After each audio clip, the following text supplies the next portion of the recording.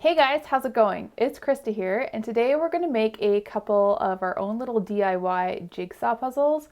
And these are great for quick little gifts. And they also inspire creativity in others because when we use the puzzle die, we're going to gift them uncolored so the people who receive them can color them themselves how they prefer. So just a couple examples of stamps and stamp collections that would be great for this project. You don't have to have a specific stamp or even a specific die. I'll be using a die in this video, the Fancy Arts Hero Arts Fancy Puzzle Die. The important thing for this project though is that your stamp is an outline and not a stamped solid image. I find a stamping tool really handy in this case. I'm just using my puzzle die on my piece of cardstock to make sure that it's big enough. And then I'm going to line it up so that there's a little bit of an edge on all the sides. And I'm going to trace that out just so I know where the die is and to make sure that I have the background stamped how I like it. So I'm just going to place that stamp down and pick it up with my stamping tool before I come in with a little bit of a paintbrush just to get any little dust and debris off my cardstock, and going over it again with a dryer sheet because I'm going to emboss this. And the dryer sheet or the anti-static powder tool just eliminates any of the little static debris that could get embossed onto your background. And I'm using jet black archival ink today, but you can use any pigment ink, or you could also use a Versamark ink with any embossing powder that you like. Now it didn't stamp as dark as I wanted, so I'm going to stamp it a few more times until I'm happy with the result. The only thing left to do is to come in with my embossing powder. This is clear embossing powder. And I'm going to sprinkle that on my cardstock. This is 110-pound cardstock over a coffee filter just because it makes it easier to put that extra powder back into the container. You can also use a piece of paper or keep it in a larger container where you can just spoon the embossing powder onto your background. It's completely up to you and personal preference. I find that the coffee filter is easiest while maintaining the least amount of stuff that I need to manage in my craft room.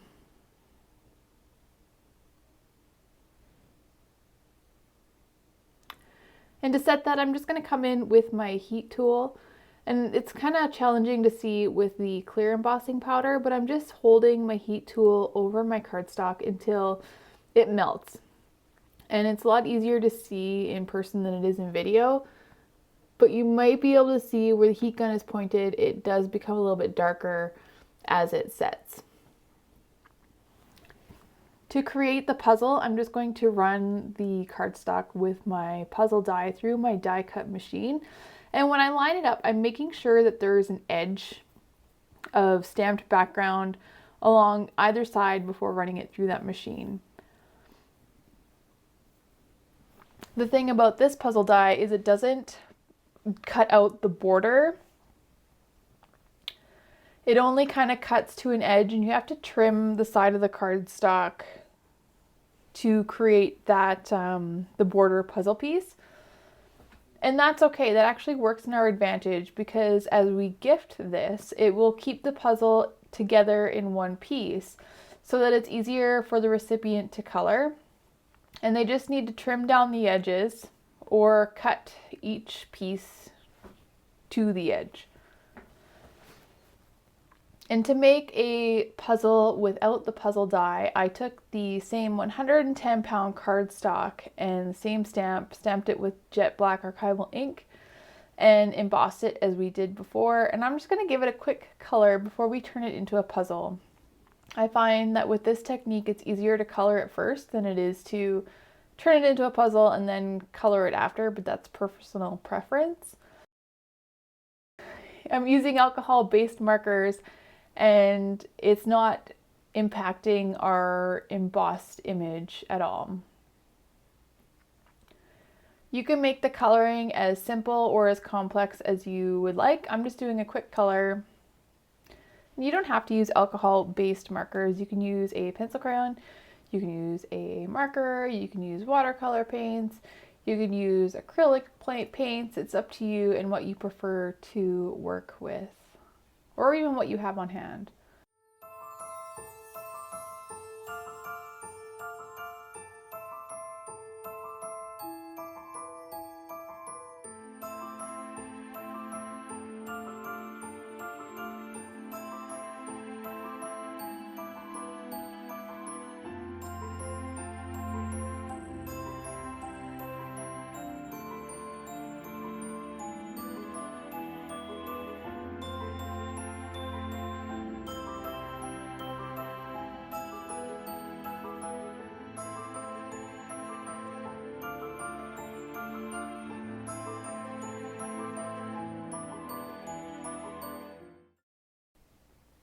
Now that I have that colored, I'm just going to trim down the edges of my stamped background.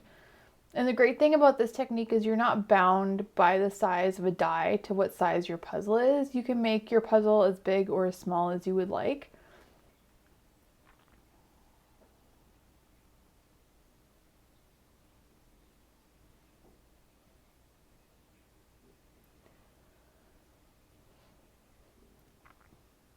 Now that it's trimmed, just take a pair of scissors and make cuts into your background. I recommend creating larger pieces. It's easier to put back together. You can make symmetrical pieces if you prefer, or you can use this technique by just making random shapes. And they don't interlock with this method, but they do fit together just as like a puzzle.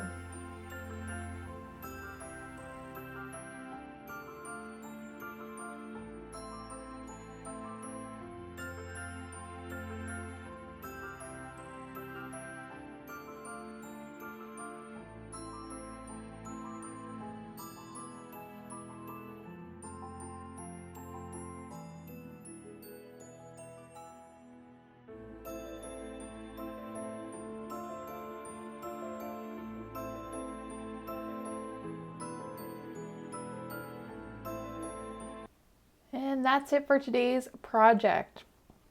Just showing up a little close up there of how the die doesn't cut right to the edge.